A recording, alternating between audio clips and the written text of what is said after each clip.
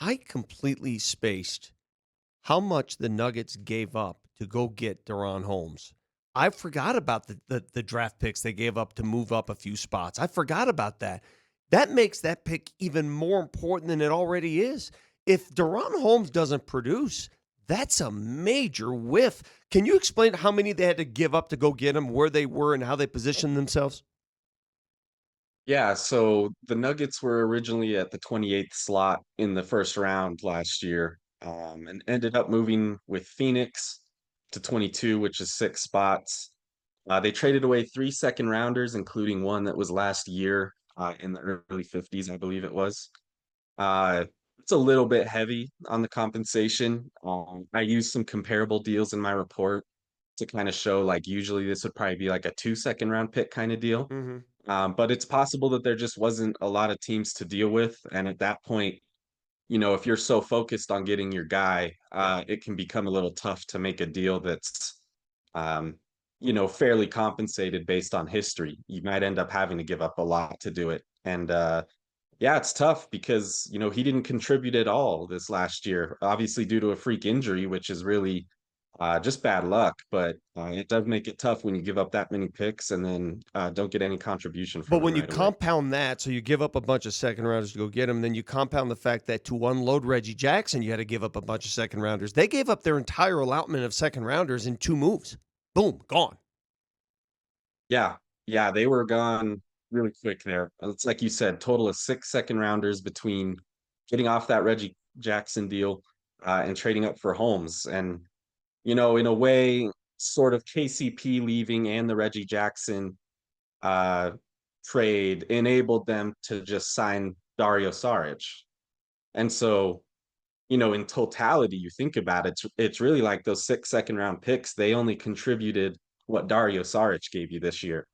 And that becomes really difficult to deal with as a contending team. Not to mention, you compound that with another reason why you're able to get Dario was to let KCP walk, and then you get somebody who plays no minutes. So, I mean, moving forward now, it's first of all, for guys like Dario Saric and some of these contracts that are bloated that are just sort of a stain on this. You could throw Zeke Naji in it too.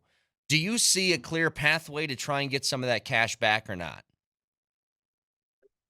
Well, sort of the interesting thing with those guys is getting off of their contracts, it doesn't open up cap space, because the Nuggets are so far above the salary cap that, moving off 20 million or whatever, it's not going to get you under to where you can just use every dollar that you send away.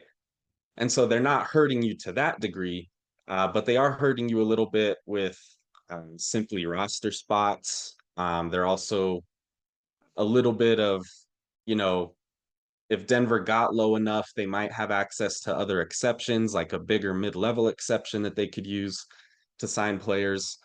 But as far as a route to get off of those guys, I think you'd probably have to fold them into a bigger deal, unless you're just trading away your one first round pick you can trade, which is that 2031 pick. If you attach that to those guys, you could probably find a deal. But the reality is they're not making a ton of money themselves. And so, even if you attach a pick to those guys, you're not going to be getting back a $20 Mm. million player. You're going to be getting back, a $5 to $10 million player. Jake, When this when is I hear 2031 Moj, yeah, what are the it's chances Moj and I are both are dead by 2031? there's at least a chance. Yes. And Jake, don't take this the wrong way because it's not you. But when you start talking about these kind of things, just want to wade into traffic on I-25. I just want to. It's just like it feels like there's no hope here. I'm trying to find a path forward, and every time you keep giving me bad news, which I know is real, but I don't want to hear it. So, is there any positivity you can throw our way? Like, what is the best case scenario if everything went right and the new GM was as creative as a mother? What could the Nuggets do this offseason? Yes, I think the first thing you look at is that mid-level exception, which you can use in free agency. You don't have to trade anything for it. It's just something you get every year, as long as your salaries aren't too high. And the reality is Denver could bring in a player with that who is just a rotation piece right away. It could be a Bruce Brown, It could be any number of other guys I highlighted in my report. Luke Kennard is maybe a possibility at that price point. And so that's kind of your first big one where you say, okay, this gives us a real chance. Just adding a rotation piece to what you already had, that would be very useful. Beyond that, they do have that 2031 pick. And I think you'd look at some of the contracts um, and you'd say, if we really want to make a significant move, it will probably come at the cost of one of our starters. And that can be a difficult conversation for people, but the reality is that, in order to get good players, you do have to give up something. It has to hurt a little bit.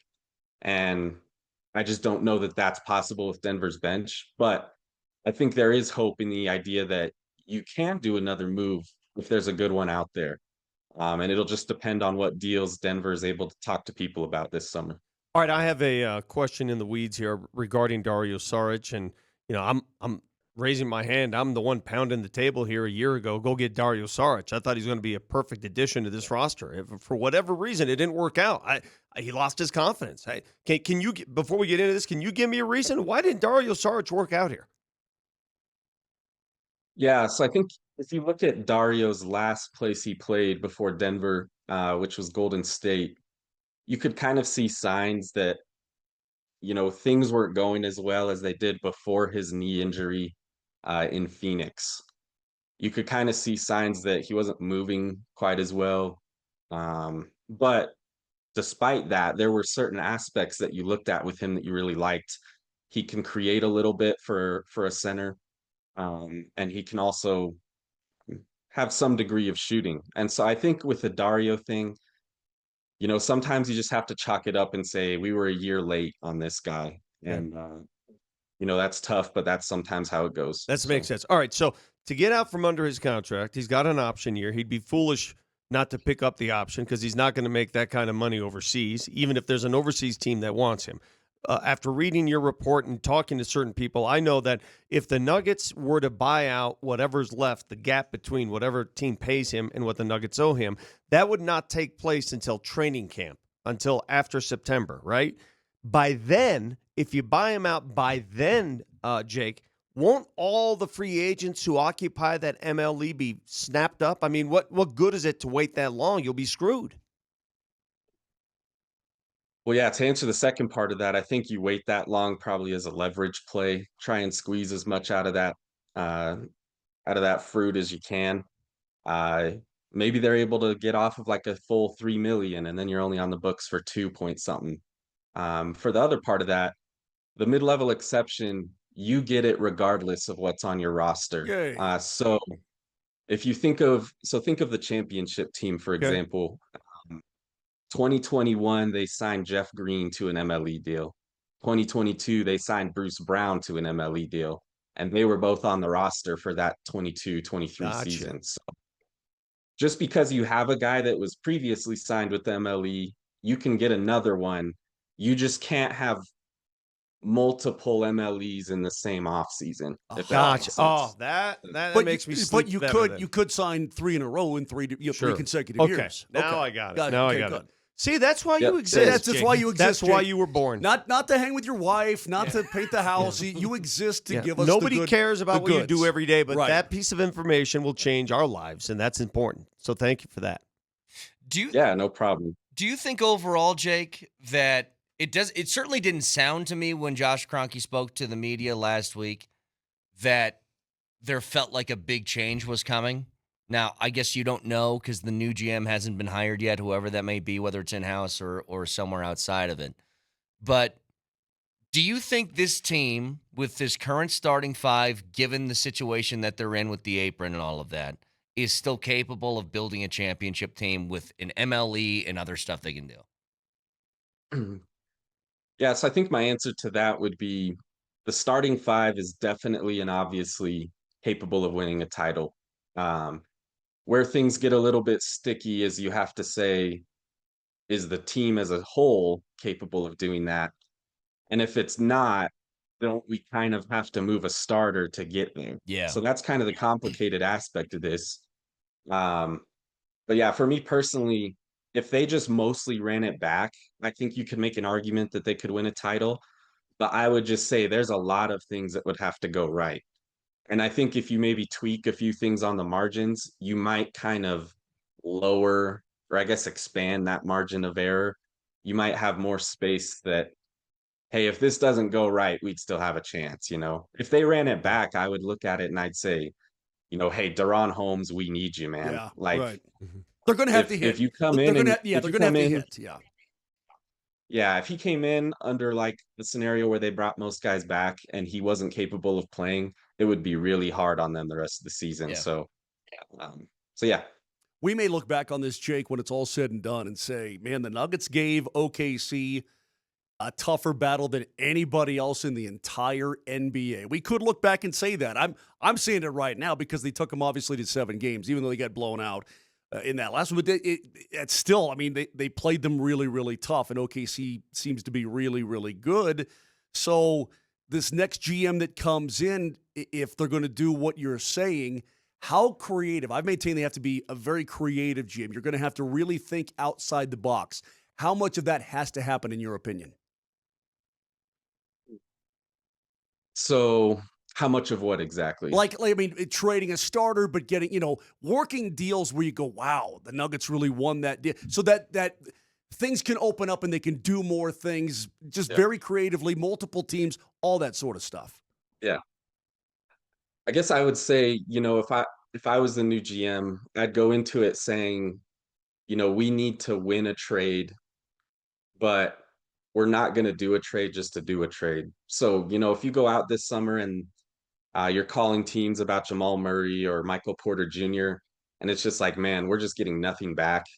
Then in that position, I would just say, hey, you know, do what you can with the mid-level exception, and mostly bring your guys back, and we'll see what things look like at the trade deadline. So I don't think there's a level of desperation, I guess you could say, but I do think they need to look at this roster creatively, just because of the way that they've sort of bled assets over the last couple years. It kind of puts you in a position where maybe you have to take a little bit more risk than you otherwise would. And so I don't think it's desperation, but I do think it's, um, hey, we need to get creative here and we need to figure out where we can make an upgrade. Who do you hold as the standard of this new CBA? Who's doing it the best? That's a very good question. I mean, most people right away would look at Oklahoma City, but they're almost a unique case that you can't really count on because they were set up by like this Paul George trade that was so one-sided in hindsight. Where they got 7 Uh, picks and an MVP traded to them? Yeah. yes. Mhm. So you can't really, it's like in a way, I can't really say, oh, that's the model, because it's like, how are you going to do that? How are you Right. going to Mm. just, you know, swindle some team into giving you their whole draft and a future MVP? It's probably not going to happen. Um, I would probably look at, uh, they haven't done anything yet, but I really like how Portland is building out their roster. They've made some really savvy trades. Last summer, they made this deal for Denny Avdia, who might still be an unknown to most casual NBA fans, but He he was a came on really stud. strong at the end of the year. Yeah. Yep. And I just like how they're building it. I mean, they got off that Damian Lillard deal, got some good assets back, and I think they're setting themselves up really nicely for probably 2 to 3 years from now.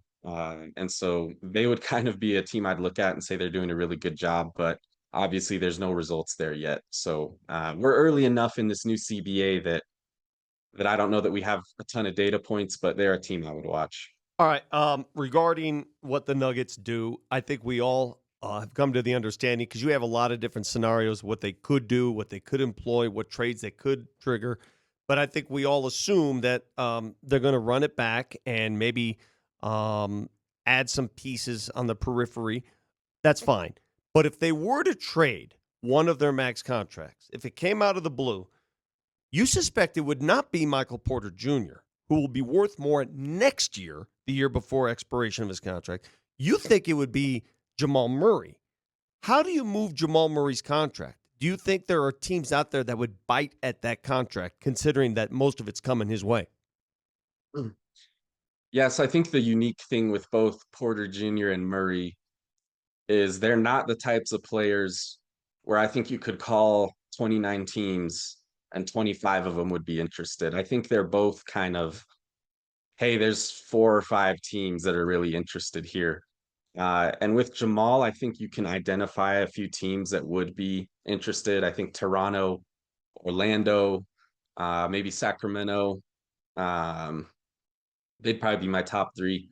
And yeah, it's like you said, I kind of personally identified Murray as the more likely to move just because of Porter Jr.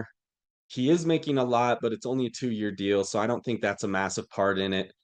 I think it's more so just kind of the health and mobility stuff. We've kind of seen a decrease in mobility for him since his last back surgery. Um, and I'm just not sure there'd be a ton of takers. But in a year from now, when he's only got 1 year on his deal, I think there'd be more. And so, yeah, personally, I identified Murray as a guy where it's like, hey, if you're going to touch this core group of players, he'd be the one I would look at.